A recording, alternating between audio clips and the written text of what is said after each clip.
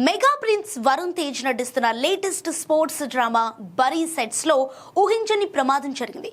Volleyball player గా perfect look కోసం గత కొన్ని నెలలుగా కఠినమైన శిక్షణ తీసుకుంటున్న వరుణ్ ప్రాక్టీస్ సెషన్ లో తీవ్రంగా గాయపడ్డ వరుణ్ తేజ్ గాయం తీవ్రత ఎక్కువగా ఉండటంతో వైద్యులు సర్జరీ చేయాలని నిర్ణయించారు.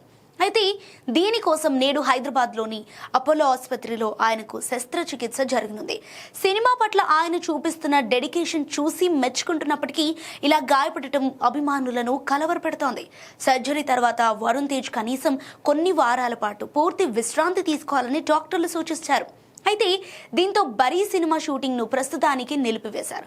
వరుణ్ పూర్తిగా కోలుకున్న తర్వాతే మళ్లీ సెట్స్ లోకి అడుగు పెట్టనున్నారు. సో ప్రెజెంట్ మెగా కుటుంబ సభ్యులు, మెగా ఫ్యాన్స్ అంతా ఆయన త్వరగా కోలుకోవాలని సోషల్ మీడియా వేదికగా కోరుకుంటున్నారు.